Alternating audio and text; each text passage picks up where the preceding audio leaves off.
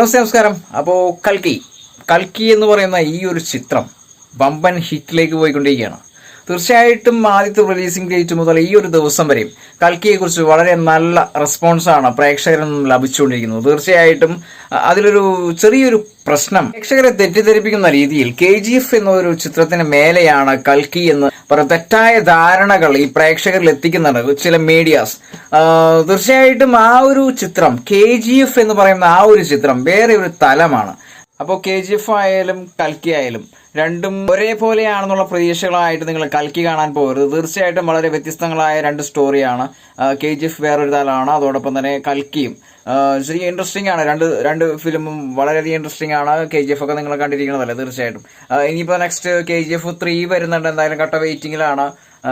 അതിന്റെ പുതിയ അപ്ഡേറ്റ്സും നമുക്ക് കിട്ടിയിട്ടില്ല.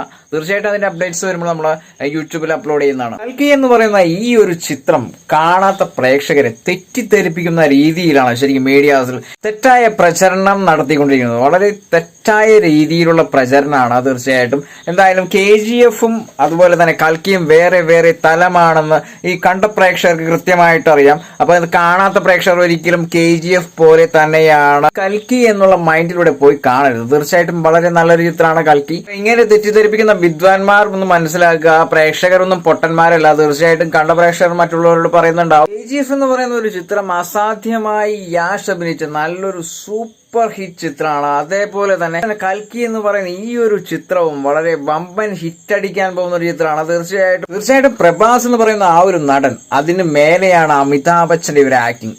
വളരെ ഗംഭീരമായ ആക്ടിംഗ് ആണ് ഈ അമിതാഭ് ബച്ചൻ എന്ന് പറയുന്ന ആ ഒരു വ്യക്തി. ഈ ഒരു വയസ്സിലും അദ്ദേഹത്തിന്റെ അഭിനയം തീർച്ചയായിട്ടും റെസ്പെക്ട് ചെയ്യുന്നതാണ്. തീർച്ചയായിട്ടും കൽക്കി എന്ന് പറയുന്ന ആ ഒരു ചിത്രം ഇംഗ്ലീഷ് സിനിമകളുടെ ഒപ്പം തന്നെ കിടപിടിക്കുന്ന രീതിയിലാണ് ചിത്രീകരിച്ചിരിക്കുന്നതും അതിന്റെ ഡയറക്ഷനും മേക്കിങ്ങും അതിനൊപ്പം തന്നെ അതിന്റെ ഗ്രാഫിക്സും എന്തായാലും പക്ക നല്ലൊരു ചിത്രമാണ്. തീർച്ചയായിട്ടും തിയേറ്ററിൽ തന്നെ പോയി കാണേണ്ട ഒരു ചിത്രമാണ്. ഒരു കാരണവശാലും തെറ്റിദ്ധരിപ്പിക്കുന്ന ഈ രീതിയിലുള്ള പ്രചരണങ്ങളും നിങ്ങൾ സ്വീകരിക്കാണ്ടിരിക്കുക. വീണ്ടും പറയാണ്, KGF എന്നൊരു ചിത്രവും കൽക്കി എന്നൊരു ചിത്രവും വളരെ വ്യത്യസ്തങ്ങളായ സ്റ്റോറിയാണ്, വ്യത്യസ്തങ്ങളായ മേക്കിംഗ് ആണ്, വ്യത്യസ്തങ്ങളായ ഡയറക്ഷനാണ്, വ്യത്യസ്തങ്ങളായ ഗ്രാഫിക്സ് ആണ്. എല്ലാവരും എന്തായാലും തിയേറ്ററിൽ തന്നെ പോയി കാണുക.